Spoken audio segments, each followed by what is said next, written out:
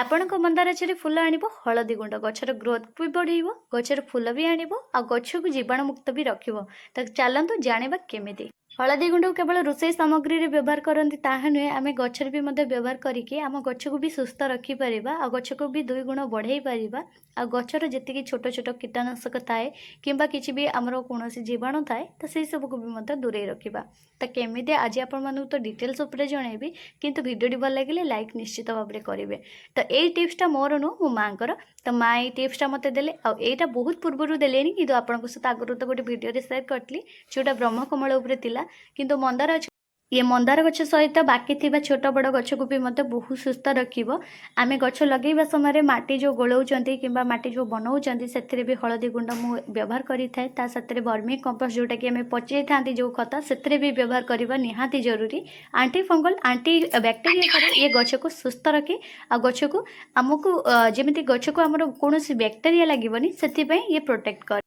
ହଳଦୀ ଗୁଣ୍ଡ ହେଉଛି ଏକ ଉଦ୍ଭିଦ ଯତ୍ନ ପାଇଁ ପ୍ରାକୃତିକ ସମାଧାନ, ଯାହା ଆଣ୍ଟି ଫଙ୍ଗଲ ଆଣ୍ଟି ବ୍ୟାକ୍ଟେରିଆ କୀଟନାଶକ ଏସବୁ ସହିତ ଲଢ଼ିବା ପାଇଁ ତା'ର ଗୁଣ ପ୍ରଦାନ କରେ। ହଳଦୀ ଗୁଣ୍ଡକୁ ଗଛ ପାଇଁ ଆମେ ବ୍ୟବହାର କରୁଥିବା ବର୍ମି କମ୍ପୋଷ୍ଟ, ଯାହାକି ଗୋଟେ ପ୍ରକାର ପଚିଥିବା ଖତରେ ବ୍ୟବହାର କରନ୍ତି। କୌଣସି ଗଛର ଯଦି କିଛି ଡାଳ କାଟିବା ସମୟରେ ମଧ୍ୟ ଏହାକୁ ବ୍ୟବହାର କରନ୍ତି।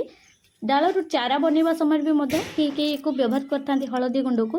ହଳଦୀ ଗୁଣ୍ଡ ଦେବା ଦ୍ୱାରା ଆଣ୍ଟି ଫଙ୍ଗଲ ଲାଗେନି, ଯେଉଁଥିପାଇଁ ଡାଳଟା ସହଜରେ ଲାଗିଯାଏ। ତା ସାଥିରେ ହଳଦୀ ଗୁଣ୍ଡକୁ ଆମେ ଗୋଟେ କୀଟନାଶକ ଭାବରେ ମଧ୍ୟ ବ୍ୟବହାର କରିଥାନ୍ତି। ଯଦି କୌଣସି ଗଛରେ ପିମ୍ପୁଡ଼ି ଲାଗୁଛି, ଯଦି ଆପଣଙ୍କ ଗଛରେ କୌଣସି ଡାଳରେ କିମ୍ବା ପତ୍ରରେ ପିମ୍ପୁଡ଼ି କିମ୍ବା ଏହିପରି ଛୋଟ ପୋକ ଲାଗୁଛି, ତେବେ ଗଛ ଲଗାଇଥିବା କୁଣ୍ଡରେ ବା ମାଟିରେ ହଳଦୀ ଗୁଣ୍ଡ ଗଛ ଚାରିପାଖରେ ବୁଣି ଦିଅନ୍ତୁ।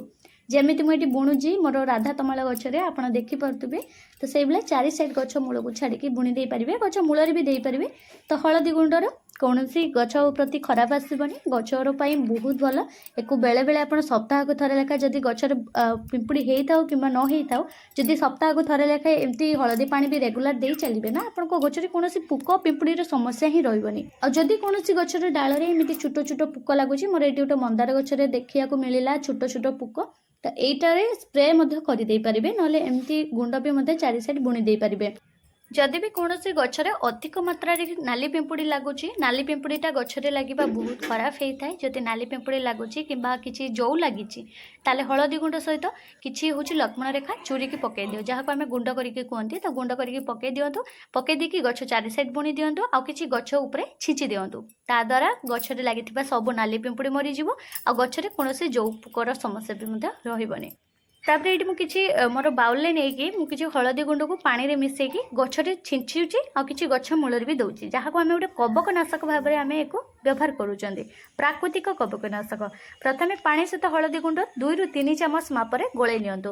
କେବଳ ସଂକ୍ରମଣ ନ ଲାଗିବା ପାଇଁ ଗଛରେ ସ୍ପ୍ରେ କରନ୍ତୁ। ଏବେ ହଳଦୀ ଗୁଣ୍ଡକୁ ଆଉ ଗୋଟେ ଉପାୟରେ ଆମେ ବ୍ୟବହାର କରିବା, ଯେଉଁଟାକି ବହୁତ ସୁନ୍ଦର ଉପାୟ। ତ ଚାଲନ୍ତୁ ସେ ବିଷୟରେ ଆମେ ଜାଣିନେବା। ହଳଦୀ ଗୁଣ୍ଡକୁ ଗଛ ପାଇଁ ବ୍ୟବହାର କରୁଥିବା ବର୍ମି କମ୍ପୋଷ୍ଟ, ଯାହାକି ଗୋଟେ ପ୍ରକାର ପଚିଥିବା ଖତ। ତ ସମସ୍ତେ କ'ଣ କରନ୍ତି, ଖତକୁ ପଚେଇ ଦିଅନ୍ତି, ଯେଉଁଟାକି ଆମର ପନିପରିବା ଚୋପାରେ ହେଉ କିମ୍ବା ଶୁଖିଲା ଖାଲି ପତ୍ର ଯେଉଁ ବ୍ୟବହାର କରନ୍ତି ଖତ ଭାବରେ ଆଡ଼୍ କରନ୍ତି। ତ ସେଇଟା ଆମ ଗଛ ପାଇଁ ବହୁତ କ୍ଷତିକାରକ ହୋଇଥାଏ। ବେଳେବେଳେ ବହୁତ ଜଣ କ'ଣ କରନ୍ତି, ଗଛର ଯେଉଁ ପଟରେ ଲଗାଉଛନ୍ତି ଗଛ, ତ ପଟରେ ପ୍ରଥମେ କଞ୍ଚା ପତ୍ର କିଛି ଦେଇଦିଅନ୍ତି, ତଳ ଲେୟାରରେ ଦେଇଦିଅନ୍ତି କଞ୍ଚା ପତ୍ର, ତାପରେ ଗଛଟାକୁ ଲଗାଇ ଦିଅନ୍ତି, ଯାହାଦ୍ୱାରା ଚେର ଗ୍ରୋଥ୍ ଆସେ ସତ, କିନ୍ତୁ ଗ୍ରୋଥ୍ ହେଉଥିବା ଚେରରେ ବହୁତ ଜଲ୍ଦି ଫଙ୍ଗସ୍ ଲାଗେ ଆଉ ସେଇଠୁ ପଚି ସଡ଼ିଯାଏ, ଯେଉଁଟାକି ଆମେ କୁହନ୍ତି ଆଣ୍ଟି ଫଙ୍ଗଲ ଲାଗିଯିବା। ତ ସେଇ ସମସ୍ୟାଟି ଆପଣଙ୍କ ଗଛରେ ବହୁତ ଜଲ୍ଦି ଦେଖିବାକୁ ମିଳେ ଯଦି ଆପଣ ହଳଦୀ ଗୁଣ୍ଡର ବ୍ୟବହାର ନ କରୁଛନ୍ତି। କେବଳ ଗଛ ଲଗାଇବା ସମୟରେ ନୁହଁ, ପଚେଇଥିବା ଆମେ ଖତ କିମ୍ବା କିଛି ବି ଆମେ ପନିପରିବା ଚୋପାକୁ ଯଦି ଡିକମ୍ପୋଷ୍ଟ କରିକି ଆମେ କିଛି ତରଳ ଖତ ବନେଇକି ଦେଉଛନ୍ତି, ଯାହାକୁ ଆମେ ଗୋଟେ ଲିକ୍ୱିଡ଼ ଫର୍ମରେ କୁହନ୍ତି, ତ ସେମିତି ଯଦି ଆମେ ଗଛର ଗ୍ରୋଥ୍ ବଢ଼ିବା ପାଇଁ ଦେଉଛନ୍ତି, ସେଥିରେ ବି ହଳଦୀ ଗୁଣ୍ଡ ମିଶାଇବା ବହୁତ ଜରୁରୀ। କେମିତି ମୁଁ ଆପଣମାନଙ୍କୁ ଏଇ ଭିଡ଼ିଓରେ ଜଣାଇଛି, କେମିତି ମୁଁ ମୋର ଯେଉଁ ଘରେ ତିଆରି କରେ ଲିକ୍ୱିଡ଼ ଫର୍ମରେ ଯେଉଁ ତରଳ ଖତଟା, ଯେଉଁଟା ଆମ ଗଛର ପାୱାର ବୁଷ୍ଟ କରେ, ଯେଉଁଟାକି ଆମେ ଅର୍ଗାନିକ୍ରେ ପିଓର ଭାବରେ ବନେଇଥାନ୍ତି। ବିନା ରେଡ଼ିମେଡ଼୍ରେ ଆମର କୌଣସି ଲିକ୍ୱିଡ଼ ଆମକୁ କିଣିବାକୁ ଆଉ ପଡ଼ିବନି, ବିନା ରେଡ଼ିମେଡ଼୍ରେ ଆମେ ଗଛକୁ ହେଲ୍ଦି ରଖିପାରିବା। ତ ସେଥିପାଇଁକା ମୋ ଘରେ ପନିପରିବା ଚୋପାକୁ ଏମିତି ଭିଜେଇକିରି 7-8 ଦିନ ଭିଜେଇକି ତାକୁ ଛାଇ ଜାଗାରେ ରଖେ, କାହିଁକିନା ତରଳ ଖତ ବନେଇବା ପାଇଁ ସେଇଟା ହେଉଛି ପଚିବା ପାଇଁ ତାକୁ ଆମେ ଛାଇ ଜାଗାରେ ରଖିବା ବହୁତ ଜରୁରୀ। ଛାଇ ଜାଗାରେ ବନେଇକି ରଖିଲେ ସେଇଟା ବହୁତ ଜଲ୍ଦି ପଚିଥାଏ, ଡିକମ୍ପୋଷ୍ଟ ହେଇଥାଏ ଆଉ ତା ଦ୍ୱାରା ସ୍ମେଲ୍ କିଛି ଏତେ ଆସେନି, ଦୁର୍ଗନ୍ଧ କିଛି ଆସେନି ଆଉ ସେଇଟା ବହୁତ ଜଲ୍ଦି ପଚିକି କୌଣସି ପୋକ ବି ଲାଗେନି, ଗଛଟା ପାଇଁ ବହୁତ ବଢ଼ିଆ ଖତ ବନିଥାଏ, ଯେଉଁଟାକୁ ଆମେ ଗଛ ପାଇଁ ପ୍ରତ୍ୟେକଟି ଗଛ ପାଇଁ ଅମୃତ ବି ମଧ୍ୟ କହିଥାନ୍ତି। ତ ଏଇ ଯେଉଁ ତରଳ ଖତ ବନାଉଛନ୍ତି, ଖତଟା ବନେଇ ହେଇସାରିଲା ପରେ ଆପଣ ହଳଦୀ ଗୁଣ୍ଡ ଦେଇପାରିବେ, ନହେଲେ ବନାଉଥିବା ସମୟରେ ବି ମଧ୍ୟ ହଳଦୀ ଗୁଣ୍ଡ ଦେଇପାରିବେ, ନହେଲେ ଆପଣ ଯେଉଁ ପରିବା ଚୋପା ପଚଉଛନ୍ତି 3 ଦିନ ଗଲା ପରେ ବିତିଗଲା ପରେ ଆପଣ ସେଥିରେ ହଳଦୀ ଗୁଣ୍ଡ 2 ରୁ 3 ଚାମଚ ନହେଲେ 1 ଚାମଚ ମାପରେ ବି ମଧ୍ୟ ଆପଣ ଆଡ଼୍ କରିପାରିବେ। ହଳଦୀ ଗୁଣ୍ଡ ଅଳ୍ପ ହଉ ବହୁତ ହଉ କିନ୍ତୁ ମିଶେଇଲେ ବହୁତ ଭଲ ହେଇଥାଏ, ଆଣ୍ଟିବ୍ୟାକ୍ଟେରିଆ ଆଣ୍ଟିଫଙ୍ଗଲ ଠାରୁ ଆମ ଗଛକୁ ପ୍ରୋଟେକ୍ଟ ହୁଏ। କେବଳ ଆମର ପଚେଇଥିବା ତରଳ ଖତ ସେଥିରେ ଆମେ ଆଣ୍ଟିଫଙ୍ଗଲ ପାଇଁ ଆମେ ଯେଉଁ ବ୍ୟାକ୍ଟେରିଆ ନ ଲାଗିବା ପାଇଁ ଆମେ ଗଛରେ ହେଉଛି ହଳଦୀ ଗୁଣ୍ଡ ବ୍ୟବହାର କରୁଛନ୍ତି ତାହା ନୁହେଁ। ମୁଁ ଏଠି ମୋର ଯେଉଁ ପଚେଇଥାଏ ବଡ଼ ବଡ଼ ଥର୍ମୋକୋଲ୍ ପେଟି ଯେଉଁକୁ ଆମେ କୁହନ୍ତି ସୁଲ ପେଟି, ତ ସୁଲ ପେଟିରେ ମୋର ସପ୍ତାହେ 2 ସପ୍ତାହ ଭିତରେ ଏମିତି ବନେଇକି ହେଇଯାଏନି, ସେଇଟା ତିଆରି ହେଇଯାଏନି, ସେଇଟା ଲାଗିଯାଏ 6-7 ମାସ।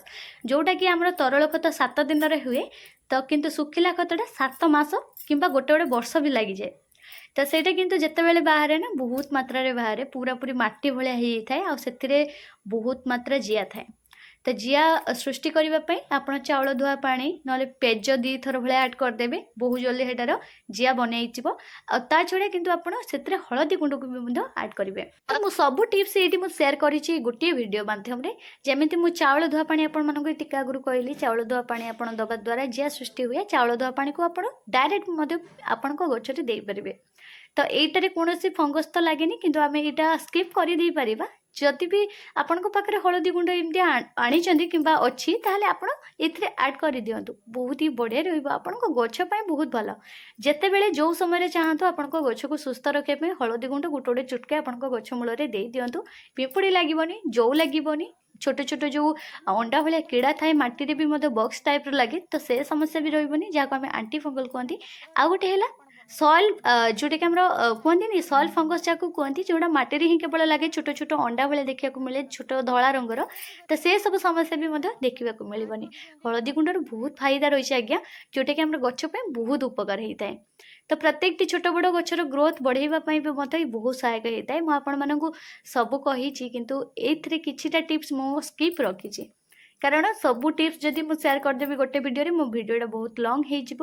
ଆଉ ସେଥିପାଇଁ ଚାହୁଁଛି ଯେତେ ଭିଡ଼ିଓଟାକୁ ସର୍ଟ କରିବି ଆଉ ଇମ୍ପୋର୍ଟାଣ୍ଟ ଟିପ୍ସକୁ ସେୟାର କରିବି। ନହେଲେ ହଳଦୀ ଗୁଣ୍ଡର ବହୁତ ଭଲ ଭଲ ଗୁଣ ଅଛି।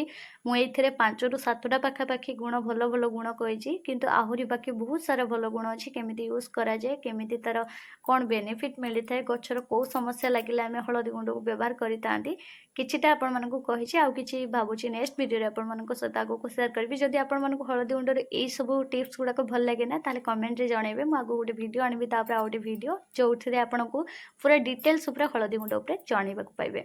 ତ ଏବେ ଜାଣିବା ଆମେ ଯେଉଁ ଶୁଖିଲା ଖତ ମୁଁ ବନାଏ, ଯେଉଁଟାକି ମୋର ସୋଲ ପେଟିରେ, ତ ସେଇଥିରେ ମୁଁ କେମିତି କ'ଣ ବୁଣୁଛି ଚାଲନ୍ତୁ, ଆଉ ସେଇ ଖତଟା କେମିତି ମୋର ବନେଇ ହେଇଯାଇଛି ଆପଣମାନଙ୍କୁ ଏଇ ଭିଡ଼ିଓରେ ଦେଖେଇବି। ତ ବହୁତ ଜଣ କ'ଣ କରନ୍ତି, ଶୁଖିଲା ଖତ ଯେଉଁ ବନାନ୍ତି ସେଥିରେ ଶୁଖିଲା ପତ୍ରକୁ ବି ଦେଇଦିଅନ୍ତି। ଶୁଖିଲା ପତ୍ରକୁ ଆପଣ ନା ଟିକେ ଅଲଗା ରଖିକି ତାକୁ ପଚେଇବେ, ସେଇଟା ଗୋଟେ ବହୁତ ବଢ଼ିଆ ଖତ ହେଇଯିବ। ଆଉ ସେଇଟା ଶୁଖିଲା ପତ୍ରଟା ମାତ୍ର 1-2 ମାସ ଭିତରେ ସେଇଟା ଖତ ହେଇଯାଏ। ଆଉ ଯେଉଁ ଓଦା ପତ୍ର ବା କଞ୍ଚା ପତ୍ର କିମ୍ବା କିଛି ଡାଳ ଡେମ୍ଫ କିମ୍ବା ହେଉଛି ଛାତ କର୍କଣା, ଏକୁ ଆପଣ 6ରୁ 7 ମାସ ଭଳିଆ ଲାଗେ ପଚିବା ପାଇଁ, ତ ସେଥିପାଇଁ ତାକୁ ଟିକେ ଅଲଗା ପଚେଇବେ, ବହୁତ ହି ଭଲ ରହିବ। ଆପଣଙ୍କ ଗଛ ପାଇଁ ଗୋଟେ ଖତ ବନିକି ରେଡ଼ି ହେଇଯିବ, ବହୁତ ହି ମାନେ କହିତେ ଗଲେ ଆମ ଗଛ ପାଇଁ ଯେଉଁଟାକି ହେଭି ପ୍ରୋଟିନ୍ ମାତ୍ରା ଥିବା ଖତ, ଯାହାକୁ ଆମେ NPK ବି ମଧ୍ୟ ଗୋଟେ ପ୍ରକାର କହିପାରିବା, କାରଣ ଏଥିରେ ଜିଆ ବହୁତ ମାତ୍ରାରେ ଥାଏ। ଆମେ ଯେଉଁ ଜୈବିକ ସାର ଦିଅନ୍ତି ନା, ତ ସେଇଟା ଜିଆ ବନେଇବା ପାଇଁ ଆମ ଗଛ ମୂଳରେ ଆମେ ପ୍ରୟୋଗ କରିଥାନ୍ତି। ତ ବିନା ଜୈବିକ ସାରରେ ଆପଣ ଏଇ ଖତ ଦେଇକି ଆପଣ ଜିଆ ବନେଇ ପାରିବେ, ଆଉ ଗଛକୁ ବି ମଧ୍ୟ ବହୁତ ହି ଗ୍ରୋଥ୍ କରିପାରିବେ। ତା ଛଡ଼ା ମୁଁ ଯେଉଁ ହଳଦୀ ଗୁଣ୍ଡକୁ ଏଇ ଯେଉଁ ପଚେଇଥିବା ଖତରେ ଏଥିପାଇଁ ଦିଏ, ତ ଇଏ ହଳଦୀ ଗୁଣ୍ଡ ନା ମାଟିର ସ୍ୱାସ୍ଥ୍ୟକୁ ମଧ୍ୟ ଉନ୍ନତ କରିଥାଏ, ମୂଳ ବିକାଶକୁ ବି ମଧ୍ୟ ଗଛର ବଢ଼େଇଥାଏ, ଯାହା ଆମ ଗଛ ପାଇଁ ବହୁତ ଉପକାର ହେଇଥାଏ। ଆଉ ଗଛର ମୂଳ ହେଉଛି ଷ୍ଟ୍ରଙ୍ଗ ହେବା ସହିତ ଗଛର ମୂଳର ଗ୍ରୋଥ୍ ହେଇଥାଏ ଆଉ ବହୁତ ଜଲ୍ଦି ଗଛ ବଢ଼ିଥାଏ। ତ ଏଇଠି ମୋର 2ଟା ସୋଲ ପେଟିରେ ମୁଁ ୟାକୁ ହଳଦୀ ଗୁଣ୍ଡକୁ ଦେଉଛି। ମୁଁ ହଳଦୀ ଗୁଣ୍ଡ ଦେବାର 2-3 ବାର ହେଇଗଲାଣି ସୋଲ ପେଟିରେ। ସୋଲ ପେଟି ଯଦି ଆପଣ କିଛି ବି ପୋକ ଲାଗୁଛି, କିଡ଼ା ଲାଗୁଛି, କେଚେଡ଼ି ଲାଗୁଛି, ତାହେଲେ ଆପଣ ହଳଦୀ ଗୁଣ୍ଡକୁ ନା 2-3 ବାର ପାଖାପାଖି ଦିଅନ୍ତୁ। ତ ମୁଁ ଏଇଠି ମୋର ଏଇ ଯେଉଁ ପେଟିଟା କେବଳ ହେଉଛି କଞ୍ଚା ପତ୍ର ଆଉ ଯାହା ଯେତିକି ଡାଳ ଡେମ୍ଫ, ଗୋଲାପ ଗଛ ଡାଳ ଏସବୁ ପଚିଗଲେ ନା ଏମିଟା ହେଇଯାଏ, तो एटा हूँ मु बिना हूँ अंडा चुपारे तैयारी करिछि जोटा कि मोर मंदार गछ पई आ किछि फूल गछ पई जोटा ठाकुर पूजा लागि पारुछि। तो सेटा हूँ मु साधारे करिछि साधा बोली अंडा चुपा बिना अंडा चुपारे करिछि। आ गोटे मु 16 पेटी एति बड़ साइज रो करछि पचैछि खत सेटा हूँ अंडा चुपा मिसैछि जोटा हमर पनीपरिया चुपा माने आउ अंडा चुपारे मिश्रण आ सेटा को रखिछि मोर बाड़ी पटे जोटा कि कंचा चुपा जोटा कि पनीपरिया चुपा आउ पनीपरिया चुपा सहित किछि होछि कंचा पत्र जोटा कि हमर पनीपरिया किंबा होछि किछि गछर पत्र हैला किंबा टगर पत्र मंदार पत्र ए सब पत्र को पचैकी मु गोटे खत तैयारी करछि। आउ जो एपे हूँ जो 16 पेटे पकेलना सेटा केवल सुखिला पत्र रु ही मोर तैयारी गोलाप डाल सुखिला पत्र एमती तैयारी। तो जहाँ भी हूँ आपको ये मुझे 4-5टा टिप्स तो कहली जमीक प्राकृतिक कवकनाशक भाव में केमती प्रयोग करेंगे कीटनाशक भाव केमती प्रयोग करेंगे। तो एबे जानिबा हलदी व्यवहार आउ केमिति करबा गछ लगेबा समय व्यवहार करि परिबा गछर होची ग्रोथ पई भी व्यवहार करि परिबा आ ता सत्रे गोटे ह्यूमिक एसिड भलिया भी मध्य व्यवहार करि परिबा। तो केमिति एबे चलो जानिबा। तो ए मंदार गछरे देख एगुड़ा को डाल लगे तो ये पाखापाखि 3 सप्ताह हो गलानी गछर ग्रोथ टी बढ़िया आसिलानी कढ़ किंतु एपर्यंत आसी ना कहीं यहाँ गोटे नुआ लगे डाल गुड़ाक किसी धଳାର थोपा अच्छी आ गोटे मेरून कलर टाइप अच्छी। तो ये सब कढ़ आसेनी कढ़ आसले फूल फुटिले आगक मुझे निश्चित सर्ट्स वीडियो अपलोड करी शेयर करी आपण मान सहित। तो ये गछर पत्र देख जी सब पुराणा पत्र थिला ना किछि दिन पूर्व ग्रोथ होता से गुड़ाक काफी बड़ रोचे पूरा पूरी देख सीधा रोचे जोटा कि पूरा स्ट्रेट कहती किंतु ये जो बाकी नुआ पत्र जो ग्रोथ होची ना से गुड़ाक देख केड़े मुड़ी मुड़िका होची जो थे छोट छोट बॉक्स लगे जहाँ को आम छोट कीड़ा बा आखि की देखा हुए गोटे अंडा भाया। तो से गुड़ाक लगिले ना पत्र को एमती मुड़ी दिए आ गछर जो सिरारे जी विटामिन थाए ताको शुषि नियंती जहाद्वारा पत्र गुड़ाक हलदिया पड़ी से झड़वा लगे। ता छड़ा बेसी किसी क्षति करती नहीं पुक केवल पत्र को मुड़ीदेवे और हलदिया पकईकि झड़ेदेवे। तो यही पुक भी बेसी सबु बेले लागंती केवल आमर वर्षा समय है माने लगे नहले शीत दिन में लगे जोटा कि ठंडा समय है माने पुकटा लगी थाए नहले बाकी समय जमती खरा दिन में जमर भी लगे कि देखा ही मिले। खरा दिन में केवल धला जो ही देखिए प्रबल मात्रा रे व्यापी चलती प्रत्येक गछरे। तो एथरे मु हलदी गुंड पानी को ना स्प्रे करुच्ची हलदी गुंड पानी मु भिजेकी रखिदेकरी 5 मिनिट खरा दे सारा पर गुड़ेकरी भल भाव में फेंटिकी ये गछरे स्प्रे करदेली। तो एथरे दबा द्वारा आम पत्र तल भाग लौड़ी भी दबा द्वारा गछर जो छोट कीड़ा अच्छे से गुड़ाक दूर हो हलदी गुंड तापाई गोटे बड़ मेडिसिन भाया कम कर किसी लक्ष्मण रेखा दबाक पड़ोनी कि किसी भी जो को भोगेवाई जहाँ आम मेडिसिन दियंती किसी दबाक पड़ोनी। तो खाली ये हलदी गुंड ही दूर हो गछ लगेवा समय तो मुझे वीडियो करिनी किंतु गछ लगेवा समय भी आम हलदी गुंड को व्यवहार कर मुझे टिप्स दे दूचे जमी नुआ लगुवा गछर मूल शीघ्र बढ़ावाई हलदी पाउडर को माटी मिसई दे गछ लगातु। हलदी गुंडे शक्तिशाली आंटी फंगल गुण अच्छी जहाँ गछर रोग सहित लड़ी थाए जमी गछर डाल किंबा मूल पचिबा पोक लगे कि पिंपुड़ी लगे ये सब ना माटी मिसेले चेर में आंटी फंगल लगी न थाए। बहुत समय प्रायतः हलदी गुंड को वर्षा होता समय बहुत जन व्यवहार करती कारण किछि गछ प्राय वर्षा पानी बहुत शक्तिशाली होता है किछि गछ पई हेले किछि गछ पई वर्षा पानी जो मूल पचि जाए जदि सेत्रे हलदी गुंडर व्यवहार करेंगे जेबे आंटी फंगल लगी न थाए कि कौन सी चेर नष्ट हो न थाए तासह आम बहुत समय गछर अधिका ग्रोथ बढ़ावाई कि किसी गछर चेर बढ़ीगला आम से चेर को काटी था जमी चेर गुड़ाक पुणी नुआ ग्रोथ आसो गछर भल ग्रोथ आसो चेर काटा भी हलदी गुंडर व्यवहार निश्चित करेंगे। नुआ चेरर ग्रोथ आनिबा सह काटिथिबा चेररे फंगल लागिबाकू दिएनी। बहुत समय तो आम गछरे फंगल न लागिबा निमखली नहले एलोवेरा नहले फंगिसाइड व्यवहार भी मध्य करथांती बहुत जन एमती करती। ये सब अपेक्षा हलदी गुंड आमर बहुत भल रहिबो। हलदीर एबे शेष में आम जानिबा आमर हलदी गुंड पई माटीर कौन उन्नति होता है। हलदी गुंड को माटी देले ना माटीर अवस्था को उन्नत रखे जहाँ गछ को बढ़ावाई साहाय्य करे बा गछरे थिबा पोषक तत्व को अधिक प्रभावशाली भाव में शोषण करिबारे साहाय्य करे जहाँ गछर अधिका वृद्धि करिथाए। यह गोटे प्रकार गछर मूल को द्रुत विकास सहायता करने पई साहाय्य करे। हलदी गुंड पई उन्नति होतुबा टिप्स गुड़ाक मु 8 रु 9टा पाखापाखि आपनक सहित आज वीडियो शेयर करिछि। प्रथमे तो हलदी गुंड पई आमे भर्मी कंपोस्ट पोट रे पकेकी गछ माटी को सुस्थ रखि परिबा जो खत बनाउचंती ताको गोटे हेल्दी पोषक तत्व भाव में गोटे बनई परिबा। द्वितीय रे डाल काटिबा समय भी मध्य आमे व्यवहार करंती व्यवहार करबा द्वारा डाल सहजरे लागिताए फंगस रो समस्या रही न थाए। तृतीय डालू चारा बनवा बेले भी आम लगे था जमी कौन कीट पतंग लगभनी कि कौन केचुड़ी हो कि किसी भी छोट बक्स हो यह सब लगभनी कि पचीबनी कि सड़बनी जदि ओवर वाटरिंग समस्या थाए तादर भी आम हलदी गुंड को व्यवहार करती। तापर माटी बुणवा जहाँ को आम माटी बुणती कौन माटी आम जो गछ लगे समय ना माटी बुणी था जहाद्वारा आम माटी जदि कौन खत दौरान कि किसी भी आग को किसी सार दौरान तो तार इफेक्ट किसी आम गछ उपरे जमती न पड़े से आम व्यवहार करें।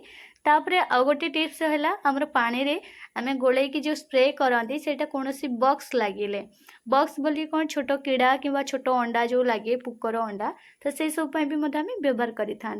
तापर गछ लगे समय व्यवहार भी करती जोटा कि गछ लगे बेले कौन गछ द्वारा किसी ग्रोथ हो जाए जमी आम अपराजिता गछ वर्ष को थे तार रूट बाउंड होता है जो रूट्र बाउंड होता है तो रूट को कटिंग कलापर ना आम हलदी गुंड को छिंची दबा निहाती दरकार तो ता द्वारा आम जो नुआ ग्रोथ होता है रूट तो तार किसी फंगस कि आंटी फंगल लगे को दिएनि आ चेर ग्रोथ आराम से होता है। तापर आम गछ लगे समय तो दे था गचर चेर काटा पर भी दे था किंतु पिंपुड़ी लगला बेले भी आम व्यवहार करें तो यहाँ गोटे बहुत प्रकार आम व्यवहार करें से आम हलदी गुंड को ना घर सामग्री केवल नुहे गछपाई भी आम व्यवहार करवा निहाती जरूरी। तो यहाँ खरा समय ऐड करेंगे बहुत ही भल रही मटी गोलाउं भी खरा समय गोलैकी 5 ରୁ 7 मिनिट से भाया मटी को खेल देवे तो सेटा जदि भी किसी पिंपुड़ी लगी कि किसी जंदा लगी बहुत ही बढ़िया उपकार हम। ता छड़ा आ गए सबुठ इम्पोर्टाट पॉइंट है आमर गचर जो मूल घास उठे ना तो घास जदि नष्ट होनी कि पिंपुड़ी लगुच तो घास उपाड़ सारापर से पिंपुड़ी आप हलदी गुंडर व्यवहार कर दिंतु बहुत ही दूर हो जल्दी पिंपुड़ी समस्या। आशा करुँची आज हलदी गुंड टिप्स आपण मानक भल लगी यहीपरि प्रत्येक गचर फूल आने गचर ग्रोथ पे सुंदर सुंदर टिप्स आपण मानक प्रत्येक दिन शेयर करी तो आपण मैंने चैनल को सब्सक्राइब कर दिंतु।